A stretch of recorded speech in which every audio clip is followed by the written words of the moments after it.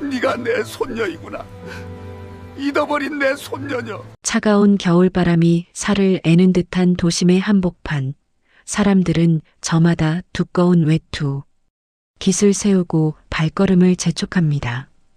빌딩 숲 사이로 흩날리는 눈발은 갈 곳 없는 이들의 마음마저 얼어붙게 만드는 시린 계절이었지요. 그 차가운 아스팔트 위에서 지수는 오늘도 언손을 호호 불며 붕어빵 틀 앞에 서 있었습니다. 24, 한창 꽃다운 나이에 예쁜 옷 한 벌 걸치지 못하고 얼굴에는 거뭇한 그을음을 묻힌 채 말입니다. 지수에게 이 겨울은 낭만이 아니라 생존 그 자체였습니다. 병상에서 가쁜 숨을 몰아쉬는 양할머니의 약값을 벌기 위해 지수는 매일 새벽부터 밤늦게까지 이 자리를 지켜야만 했습니다. 낡은 목도리를 칭칭 감고 붕어빵을 뒤집는 지수의 손등은 이미 동상에 걸려 벌겋게 부어올라 있었지만 지수는 단 한 번도 신세를 한탄하지 않았습니다. 오히려 할머니에게 따뜻한 국밥 한 그릇을 사드릴 수 있다는 생각에 입술을 굳게 깨물며 버텨낼 뿐이었지요. 그러던 어느 날이었습니다. 여느 때처럼 매운 칼바람이 불어오던 퇴근길, 시장 모퉁이 지수의 포장마차 앞으로 검은색 최고급 세단 한 대가 서서히 멈춰 섰습니다. 번쩍이는 차체는 지수의 초라한 마차와 너무나 대조적이었지요. 차 문이 열리고 비서들의 호의를 받으며 내린 사람은 바로 영식이었습니다. 칠순이 넘은 나이에도 흐트러짐 없는 수트 차림에 날카로운 눈빛을 지닌 그는 업계에서 피도 눈물도 없는 냉혈한으로 통하는 거대 건설사의 회장이었지요. 하지만 그런 영식의 가슴 속에는 25년 동안 아물지 않은 깊은 구멍이 하나 있었습니다. 바로 자신의 완고함 때문에 집을 나간 뒤 소식이 끊긴 외아들에 대한 죄책감이었지요. 영식은 오늘따라 유독 아들이 좋아하던 붕어빵 냄새에 이끌려 차를 세우게 된 것이었습니다. 영식은 귀찮다는 듯 비서들을 물리치고 지수의 포장마차 앞으로 성큼성큼 다가갔습니다. 지수는 갑작스러운 귀빈의 등장에 당황했지만 이내 침착하게 물었습니다. 붕어빵 3개에 2,000원인데 드릴까요? 그 순간이었습니다.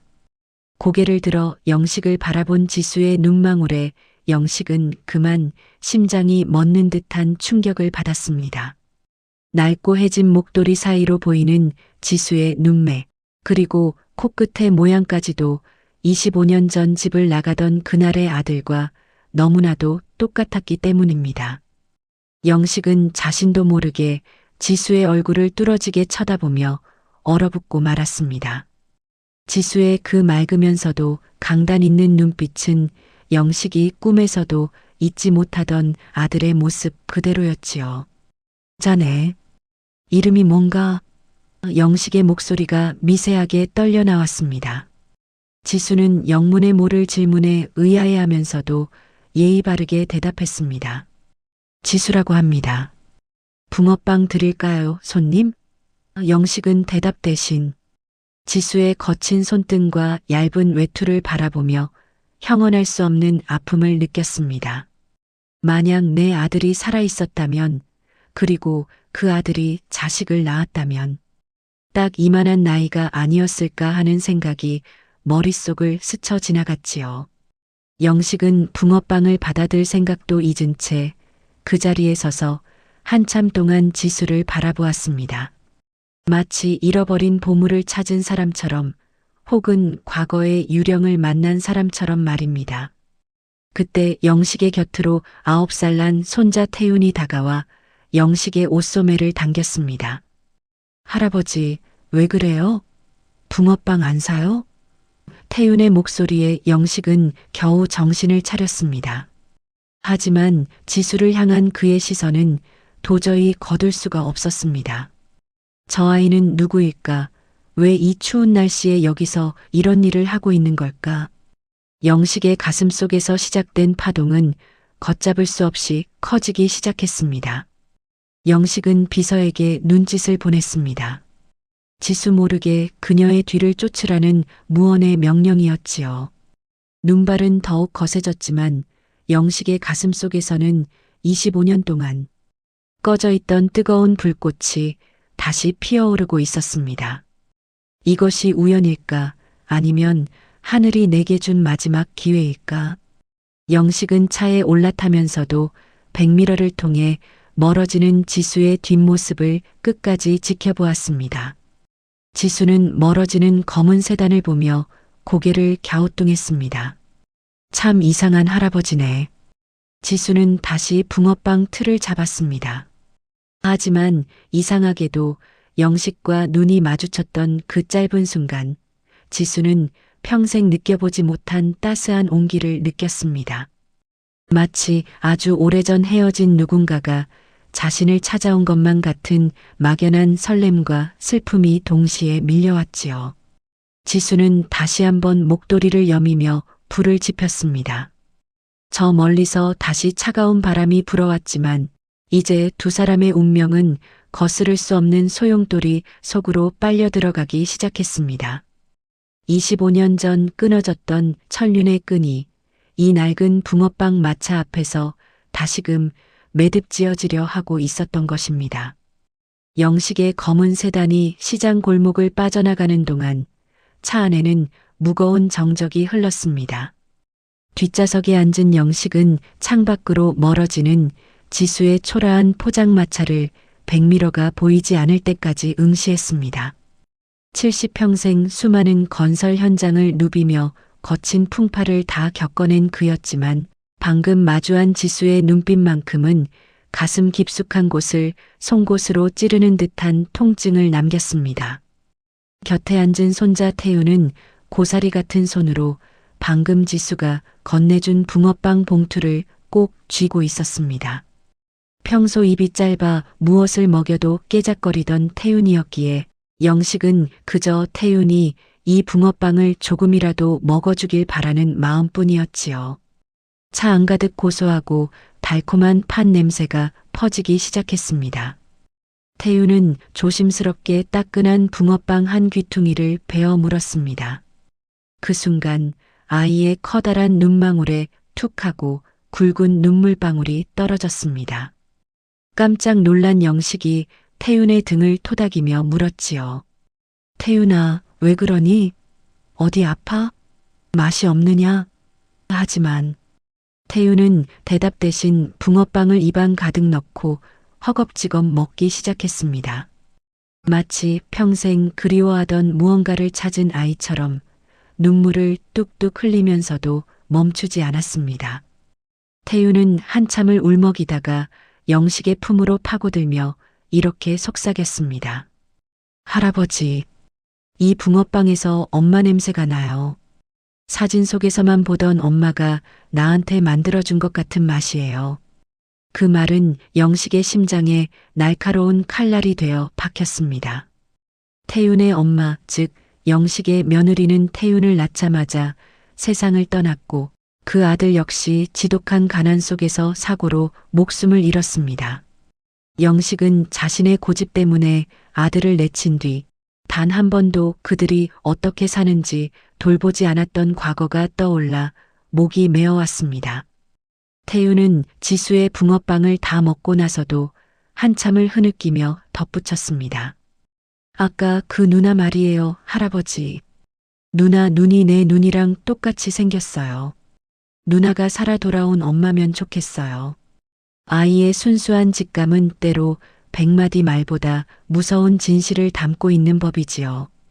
영식은 태윤을 꽉 껴안으며 결심했습니다. 이 아이의 눈물과 자신의 회한을 멈추기 위해서라도 그 아이의 정체를 반드시 밝혀내야겠다고 말입니다. 영식은 곧바로 비서에게 전화를 걸어 지수의 모든 일거수일투족을 조사하라고 엄중히 명령했습니다. 그 아이가 어디서 왔는지, 부모는 누구인지, 지금 누구와 살고 있는지 단 하나도 빠짐없이 알아내게. 먼지 한 톨이라도 놓치지 말란 말이야. 영식의 목소리는 떨리고 있었지만 그 안에 담긴 의지는 서슬 퍼런 칼날 같았습니다. 한편 영식의 먼 친척이자 회사 경영권에 눈독을 들이고 있던 헤라는 이 움직임을 기민하게 포착했습니다. 영식이 갑자기 시장통의 가난한 소녀를 조사한다는 소식에 헤란의 미간이 일그러졌습니다. 헤라는 영식의 재산이 어디로 흘러가는지 감시하며 살아온 여우 같은 여자였지요. 붕어빵 파는 계집애 하나 때문에 회장님이 움직이신다고? 설마. 헤란의 불길한 예감은 독한 야망과 섞여 검은 음모를 꾸미기 시작했습니다. 그 시각 시장 구석의 차가운 단칸방으로 돌아온 지수는 기침을 콜록이는 양할머니의 곁을 지키고 있었습니다. 지수는 오늘 마주친 영식의 눈빛이 자꾸만 떠올라 잠을 이룰 수 없었습니다. 무섭도록 차가웠지만 그 속에 숨겨진 슬픔이 자신의 가슴으로 전해지는 듯 했지요. 지수는 낡은 서랍장에서 빛바랜 사진 한 장을 꺼내 들었습니다. 태어나서 한 번도 본 적 없는 아버지의 유일한 유품이었습니다. 사진 속 아버지는 영식의 젊은 시절과 너무나 닮아 있었습니다. 지수는 할머니의 마른 손을 잡으며 나직이 은조렸습니다. 할머니, 오늘 이상한 할아버지를 만났어요. 그 할아버지를 보는데 왜 자꾸 눈물이 날 것 같았을까요? 눈발은 더욱 거세어져 지붕 위를 하얗게 덮어갔고 영식의 집무실 불은 밤이 깊도록 꺼지지 않았습니다. 영식은 책상 위에 놓인 아들의 젊은 시절 사진과 지수의 얼굴을 번갈아 보며 뜬 눈으로 밤을 지새웠습니다. 핏줄이라는 것은 지우려 해도 지워지지 않는 낙인과도 같아서 25년을 멀리 돌아왔음에도 결국 운명의 궤도 안으로 서로를 끌어당기고 있었습니다. 태윤이 잠결에 엄마 라고 중얼거리는 소리가 적막한 저택에 울려 퍼졌습니다. 영식은 비로소 깨달았습니다. 자신이 평생 쌓아 올린 1000억대의 부와 명성보다 지금 저 시장 바닥에서 붕어빵을 굽는 소녀의 진실이 훨씬 더 소중하다는 것을요. 다음 날 아침 영식의 비서가 숨을 헐떡이며 교무실로 들어왔습니다. 그의 손에 들린 서류 뭉치에는 지수의 어린 시절, 기록과 지수의 아버지가 마지막까지 품고 있었다는 유품 목록이 적혀 있었습니다. 서류를 넘기던 영식의 손이 사정없이 떨리기 시작했습니다. 이럴 수가. 세상에 이런 일이. 서류 속에는 영식이 아들에게 직접 물려주었던 가문의 인장이 찍힌 낡은 만년필 사진이 들어 있었습니다. 지수가 바로 영식이 그토록 그리워하던 친손녀라는 사실이 서서히 수면 위로 드러나고 있었습니다. 영식은 당장이라도 지수에게 달려가고 싶었지만 헤란의 감시와 주변의 시선을 의식해 신중을 기해야만 했습니다.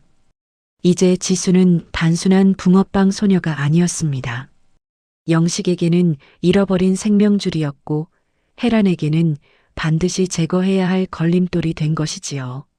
지수는 자신을 향해 다가오는 거대한 운명의 소용돌이도 모른 채 다시 포장마차에 불을 지폈습니다. 하지만 이미 보이지 않는 곳에서 그녀의 인생을 송두리째 바꿀 판도라의 상자가 열리고 있었습니다. 영식의 차가운 눈에 다시금 눈물이 맺혔고 그 눈물은 이제 곧 분노와 복수 그리고 절절한 사랑의 서사로 이어질 준비를 마쳤습니다. 8살 태윤의 고백이 영식의 가슴 속에 씨앗이 되어 거대한 진실의 꽃을 피우려 하고 있었습니다. 영식의 집무실 창밖으로 서울 시내의 화려한 야경이 펼쳐져 있었지만 정작 영식의 눈에는 칠흑 같은 어둠만이 가득했습니다. 책상 위에는 비서가 가져온 조사, 보고서와 지수의 아버지가 마지막까지 품고 있었다는 낡은 만년필 사진이 놓여 있었지요. 영식은 떨리는 손으로 그 사진을 만져보았습니다. 그것은 영식이 아들이 대학에 입학하던 날 가문의 명예를 이어가라며 직접 이름을 새겨 선물했던 물건이었습니다. 25년 전 가업을 잊지 않겠다고 고집을 피우던 아들을 향해 내 눈앞에서 당장 꺼져라. 다시는 내 성을 쓰지도 말고 죽어서도 내 앞에 나타나지 마라. 라며 모진 말을 퍼부었던 영식의 목소리가 환청처럼 귓가를 때렸습니다. 그날 이후 아들은 정말로 영식의 성을 버리고 이름 없는 노동자로 살다가 차가운 공사 현장에서 비극적인 최후를 맞이했던 것이지요. 영식은 보고서를 한 장 한 장 넘길 때마다 심장이 갈기갈기 찢어지는 고통을 느꼈습니다. 보고서에는 지수의 생모가 지수를 낳자마자 산후조리도 못한 채 시장에서 나무를 팔며 지수를 키우다 지수가 겨우 5살 되던 해에 영양실조와 과로로 세상을 떠났다는 기록이 적혀 있었습니다. 아, 이 멍청한 놈. 이 미련한 놈아. 영식은 책상을 치며 오열했습니다. 자신의 그 잘난 자존심 때문에 하나뿐인 자식과 며느리가 그토록 비참하게 생을 마감할 동안 자신은 금치를 한 저택에서 사내 진미를 즐기고 있었다는 사실이 스스로를 미치게 만들었지요. 지수가 지금 모시고 있는 양할머니는 사실 친척도 혈연도 아닌 홀로 남겨진 어린 지수를 가엾게 여겨 거두어준 이름 없는 시장 상인이었다는 사실에 영식은 다시 한번 가슴을 쥐어짜야 했습니다. 특히 영식을 분노하게 만든 것은 19년 전 아들의 사고 당시에 관한 비밀 보고였습니다. 당시 아들이 일하던 공사 현장은 영식의 회사와 긴밀하게 연결된 하청업체였고 사고 직후 아들의 존재를 확인했던 관리자가 바로 현재 영식의 곁에서 아부하며 경영권을 노리는 혜란의 수하였다는 사실이 밝혀진 것입니다. 혜란은 영식의 아들이 살아있거나 그 후손이 나타나면 자신의 야망이 물거품이 될 것을 두려워하여 아들의 죽음을 영식에게 철저히 숨기고 지수 가족의 흔적을 지워버렸던 것이지요. 혜란이 내 인연이 감히 내 천륜을 끊어놓았단 말이냐. 영식의 눈에서 번뜩이는 안광이 뿜어져 나왔습니다. 그것은 단순한 분노가 아니라 잃어버린 25년을 되찾고 손녀를 지켜내겠다는 노장의 처절한 선전포고였습니다. 그 시각 혜란은 영식의 집무실 밖에서 비서의 동태를 살피며 초조하게 발을 굴리고 있었습니다. 영식이 조사하는 아이가 정말로 그 죽은 놈의 핏줄이라면 자신이 지난 세월 쌓아온 모든 공든 탑이 무너질 판이었지요. 혜란은 도끼 어린 눈을 빛내며 비서실장에게 전화를 걸었습니다. 그 계집애 붕어빵 파는 지수라는 애 말이야. 더 이상 회장님 눈에 띄지 않게 처리해. 소란 피우지 말고 조용히 그 동네에서 쫓아내란 말이야. 혜란의 명령에 어둠 속에서 검은 그림자들이 움직이기 시작했습니다. 지수가 모시는 양할머니의 병실 주변으로 수상한 남성들이 나타났고 지수의 낡은 붕어빵 마차 근처에도 불길한 기운이 감돌았습니다.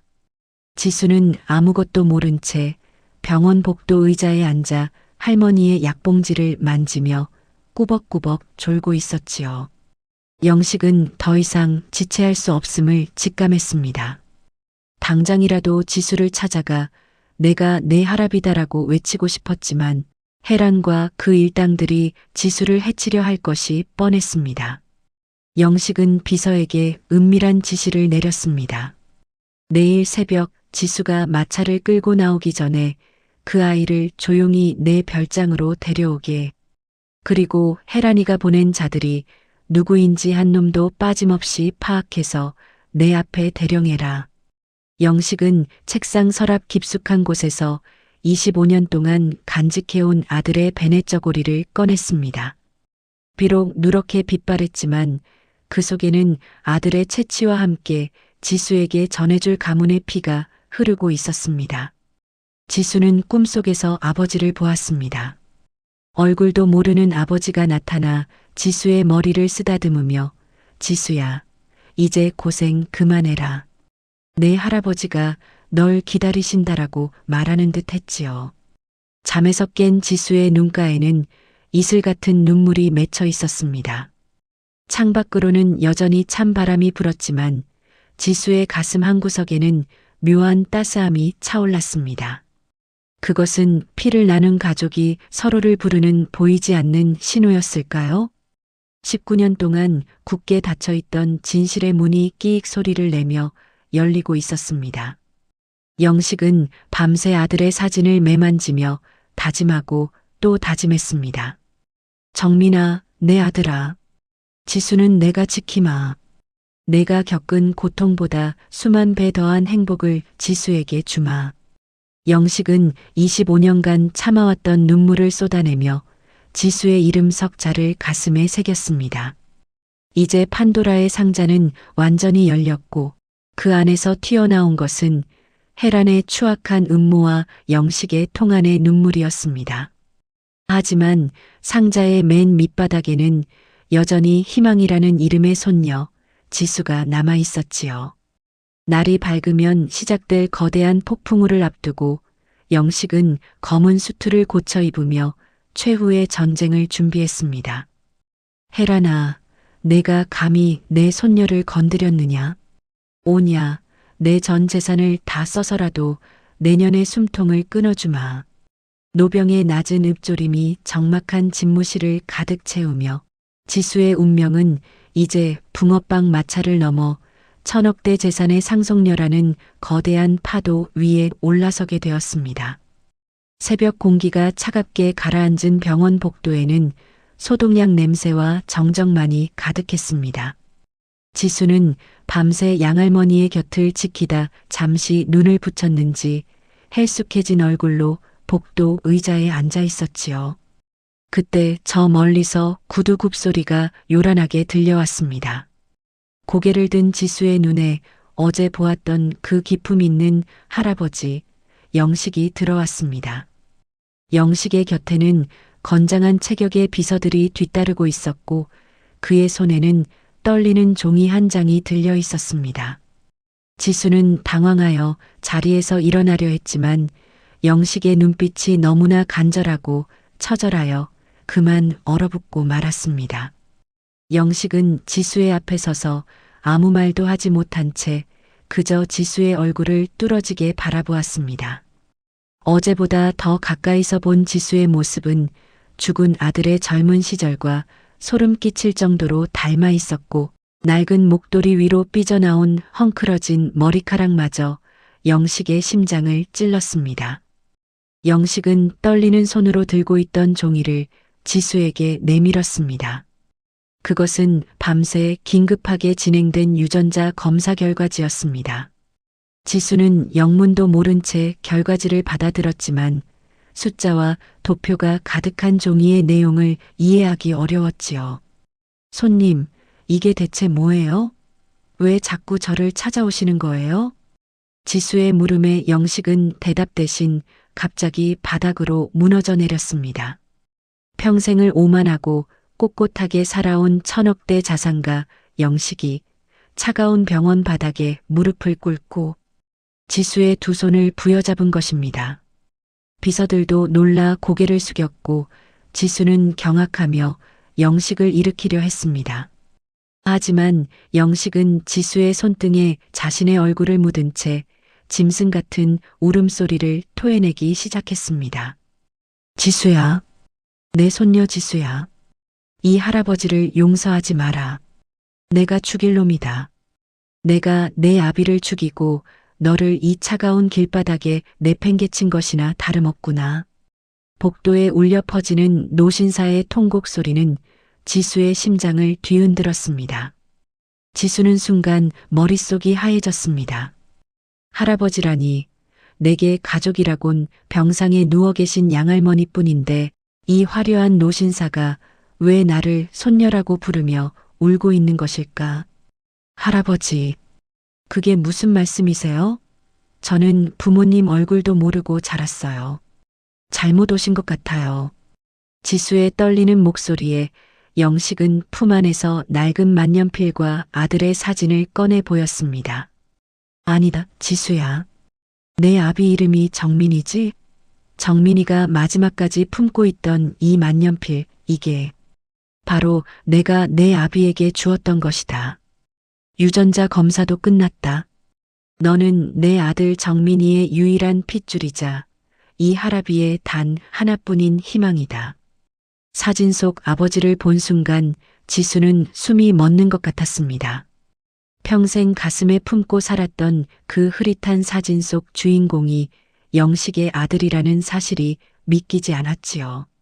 지수의 눈에서도 댐이 터진 듯 눈물이 쏟아졌습니다. 24년 세월 동안 부모 없는 자식이라 손가락질 받으며 붕어빵을 팔고 겨울이면 손이 터져나가라 고생했던 지난 날들이 주마등처럼 스쳐 지나갔습니다. 지수는 영식의 품에 안겨 어린아이처럼 목 놓아 울었습니다. 왜 이제 오셨어요? 우리 아빠가 얼마나 할아버지를 그리워했는데요. 우리 엄마가 얼마나 춥게 돌아가셨는데요. 지수의 원망 섞인 절규는 영식의 가슴을 난도질했습니다. 영식은 지수를 으스러지도록 껴안으며 다짐했습니다. 그래, 지수야. 내가 다 갚으마. 내가 흘린 눈물 한 방울마다 다이아몬드로 채워주고 내가 겪은 추위만큼 세상에서 가장 따뜻한 곳으로 널 데려가마. 이제 아무도 널 무시하지 못한다. 이 할아비가 내 성체가 되어주마. 이 극적인 상봉의 순간을 멀리서 지켜보던 검은 그림자가 있었습니다. 바로 혜란이 보낸 수하였지요. 그는 영식이 지수를 손녀로 공식 인정했다는 사실을 혜란에게 보고했습니다. 수화기 너머로 들려오는 혜란의 거친 숨소리는 이미 이성을 잃은 상태였습니다. 결국 그 아이였단 말이지? 유전자 검사까지 끝났다면 이제 법적으로도 되돌릴 수 없어. 하지만 영식 회장이 살아있을 때나 상속이 가능한 법이지. 지수와 영식을 한꺼번에 처리할 방법을 찾아. 당장 혜란의 음모는 이제 단순한 추방을 넘어 인명사고를 위장한 살인 계획으로 치닫고 있었습니다. 영식과 지수가 서로를 확인하며 감격에 젖어 있는 그 순간에도 병원 주차장에는 정체 모를 대형 트럭 한 대가 엔진 소리를 죽이며 대기하고 있었습니다. 영식은 지수를 자신의 최고급 세단에 태우려 했지만 지수는 병상에 있는 양할머니를 두고 갈 수 없다며 고집을 피웠습니다. 할머니는 저를 키워주신 제 유일한 가족이에요. 할머니를 두고 저만 갈 수는 없어요. 그 말에 영식은 다시 한번 감동했습니다. 부유한 할아버지를 만났음에도 자신을 키워준 은혜를 잊지 않는 지수의 숭고한 마음씨가 대견했던 것이지요. 오냐, 지수야. 내 뜻대로 하마. 이 병원 최고의 특실로 할머니를 옮기고 국내 최고의 의료진을 붙이마. 그리고 너와 할머니를 지킬 보디가드들을 배치하겠다. 영식은 즉시 비서들을 시켜 양할머니의 이송 준비를 마쳤습니다. 지수는 평생 무거운 붕어빵 손수레를 끌던 손으로 영식의 단단한 팔을 꼭 잡았습니다. 이제 두 사람 앞에는 찬란한 빛만이 가득할 것 같았지만 병원을 나서는 그들의 뒤로 어두운 그림자가 길게 늘어졌습니다. 영식은 지수를 태운 차의 문을 직접 열어주며 처음으로 인자한 미소를 지어 보였습니다. 하지만 그 미소 뒤로 영식은 이미 알고 있었습니다. 혜란이 가만히 있지 않을 것이라는 사실을 말입니다. 영식은 차 안에서 지수의 손을 꼭 잡은 채 창밖을 매섭게 노려보았습니다. 지수야, 걱정하지 마라. 이제부터는 이 할아비가 지옥에 가는 한이 있더라도 널 지킬 것이다. 24년 만에 만난 조소는 눈물 젖은 얼굴로 서로를 마주 보았습니다. 그러나 병원 정문을 나서는 순간 의문의 트럭이 거친 굉음을 내며 그들의 차량을 향해 돌진하기 시작했습니다. 병원 정문을 빠져나온 영식의 차량이 대로변으로 진입하려던 찰나였습니다. 정적을 깨뜨리는 거친 엔진 괴음과 함께 대형 덤프트럭 한 대가 신호를 무시하고 영식의 차량 조수석을 향해 무서운 속도로 돌진해 왔습니다. 그 조수석에는 바로 지수가 앉아 있었지요. 찰나의 순간 영식은 본능적으로 지수의 몸을 자신의 가슴 안쪽으로 끌어당기며 체중을 실어 덮쳤습니다. 지수야, 엎드려. 영식의 외마디 비명과 함께 굉음을 내며 금속이 뒤틀리는 충격음이 사방을 뒤덮었습니다. 차체는 종이장처럼 구겨졌고 유리 파편이 비처럼 쏟아져 내렸습니다. 트럭 운전사는 사고 직후 비틀거리며 차에서 내려 현장을 확인하더니 누군가에게 전화를 걸며 황급히 사라졌지요. 그 배후에는 서늘한 미소를 지으며 와인 잔을 기울이던 혜란이 있었습니다. 혜란은 이제 영식의 시대는 끝났다며 승리의 축배를 들고 있었던 것입니다. 하지만 혜란이 간과한 것이 있었습니다. 평생을 밑바닥에서 시작해 건설 현장을 누비며 산전수전을 다 겪은 영식의 생존 본능은 그리 쉽게 꺼질 불씨가 아니었습니다. 피범벅이 된 폐허 같은 차 안에서 영식은 신음하며 눈을 떴습니다. 자신의 등에는 유리 조각이 박히고 어깨에 뼈가 으스러지는 고통이 밀려왔지만 그의 품 안에 꼭 안긴 지수는 영식의 희생 덕분에 가벼운 찰과상만을 입은 채 무사했습니다. 지수야, 괜찮으냐? 어디 다친 데는 없니? 영식은 자신의 고통보다 손녀의 안위를 먼저 물었습니다. 지수는 공포에 질려 떨면서도 자신을 감싸 안은 영식의 피 묻은 손을 보고 오열했습니다.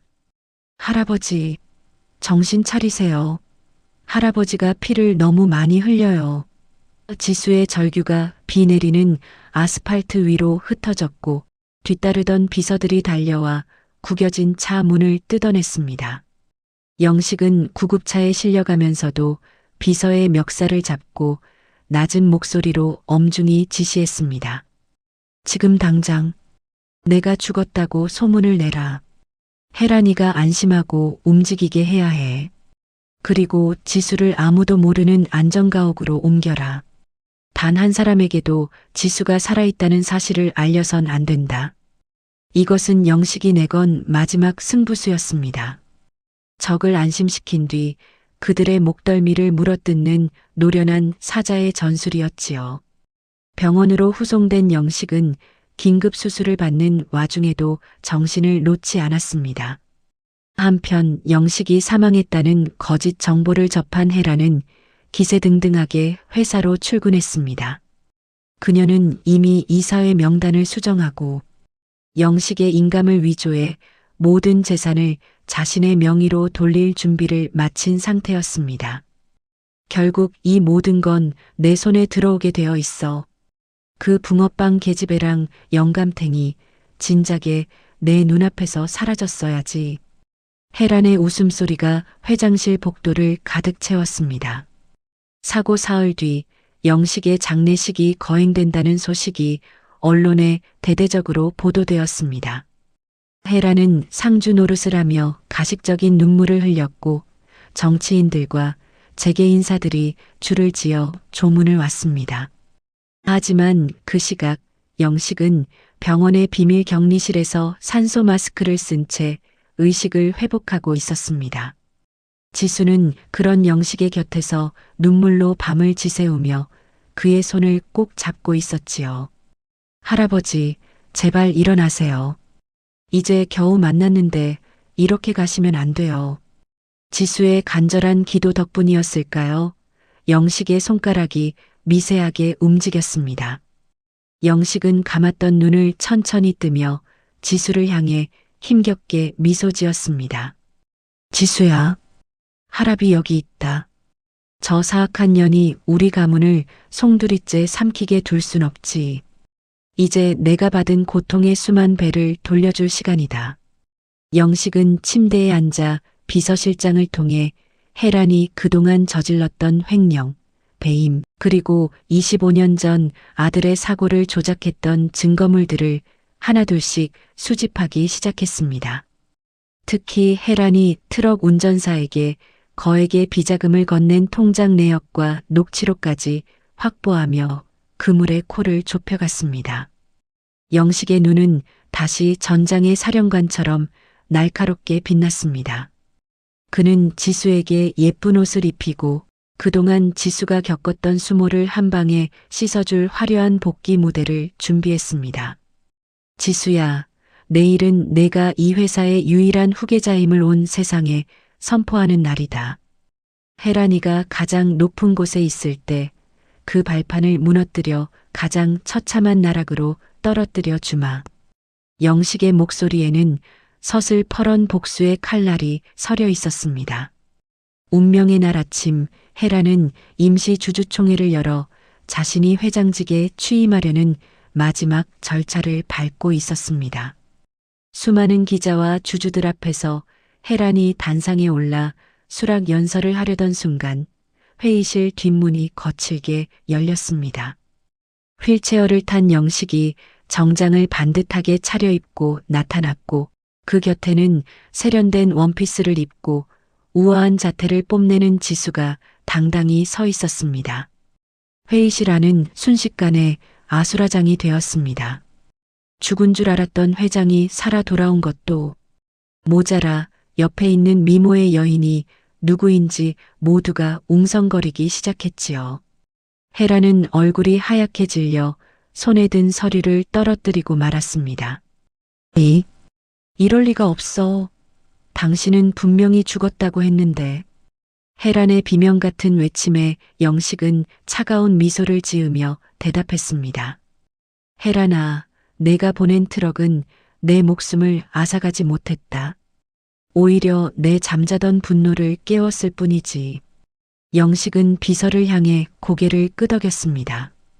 그 순간 대형 스크린에는 혜란이 사고를 모의하는 음성과 비자금 세탁 내역이 적나라하게 펼쳐졌습니다. 장내는 충격에 휩싸였고 검찰 수사관들이 회의실 안으로 들이닥쳤습니다. 지수는 공포에 떨고 있는 혜란을 똑바로 응시하며 말했습니다. 당신이 우리 아빠와 엄마에게 했던 짓, 그리고 나를 죽이려 했던 죄, 이제 똑똑히 치르게 될 거예요. 지수의 목소리는 가녀리지만 단호했습니다. 영식은 지수의 손을 꼭 쥐었습니다. 혜란은 수갑이 채워진 채 바닥에 주저앉아 절규했고 영식과 지수는 승리자의 당당함으로 그곳을 빠져나왔습니다. 하지만 영식의 몸 상태가 급격히 나빠지며 다시금 위기가 찾아오고 있었습니다. 혜란이 수사관들에 의해 끌려나간 회의실에는 폭풍이 지나간 듯한 정적이 감돌았습니다. 승리의 순간이었지만 영식의 안색은 급격히 창백해졌습니다. 사고의 여파를 정신력으로 버텨내던 노병의 기력이 한계에 다다른 것이었지요.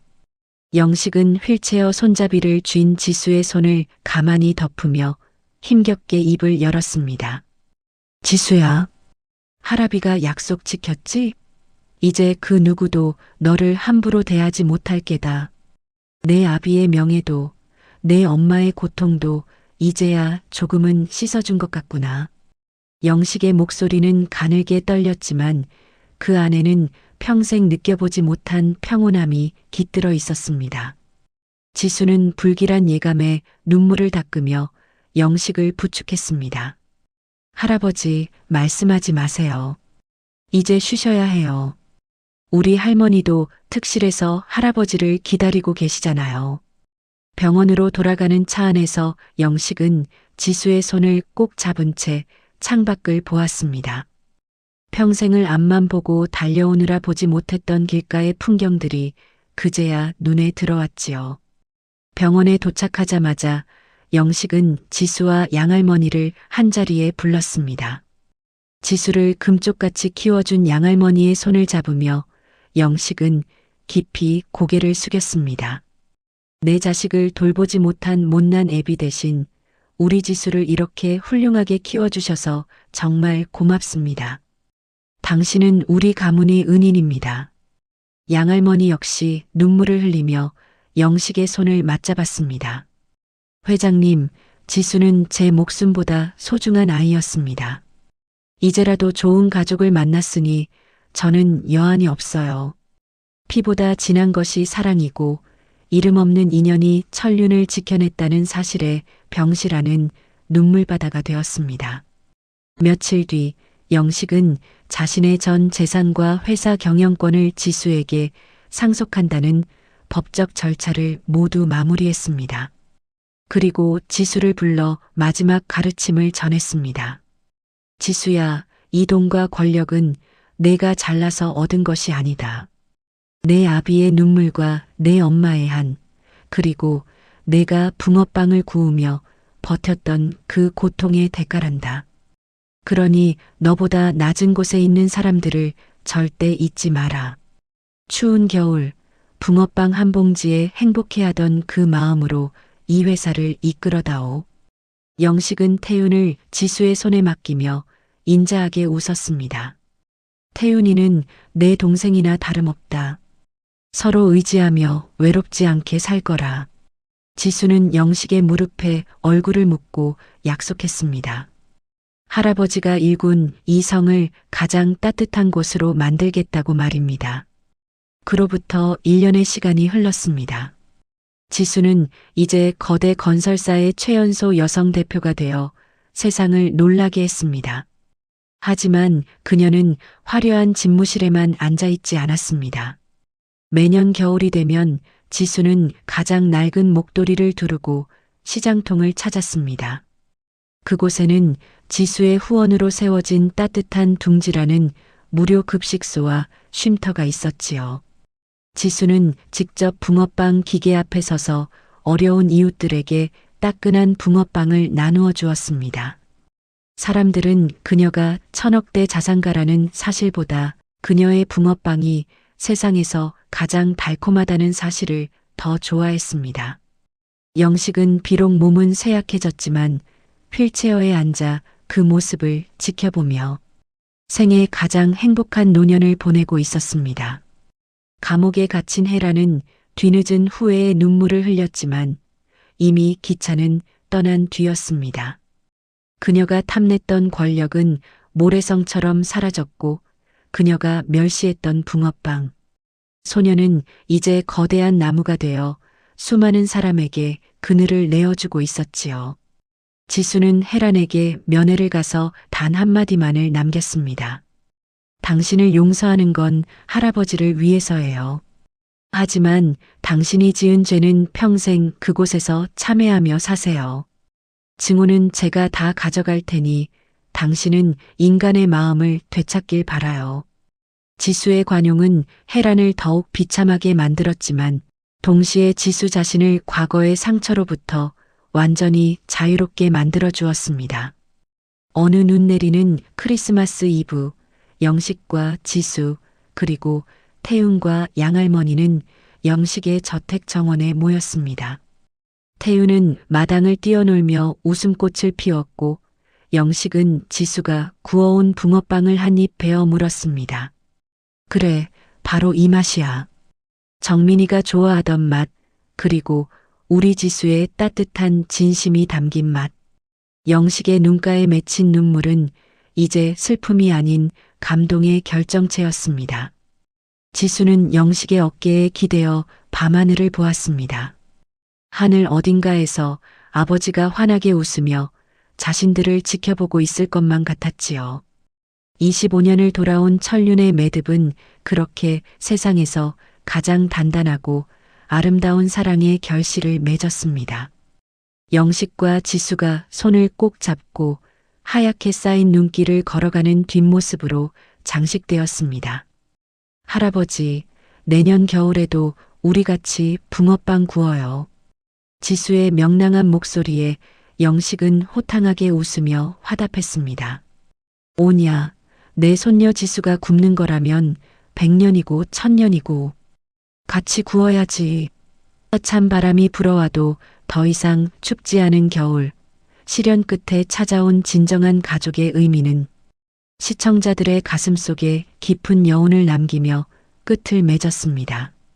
권선징악의 통쾌함과 용서의 숭고함, 그리고 핏줄보다 진한 인간애를 보여준 지수와 영식의 이야기는 오래도록 사람들의 입에 오르내리는 전설적인 사연이 되었습니다.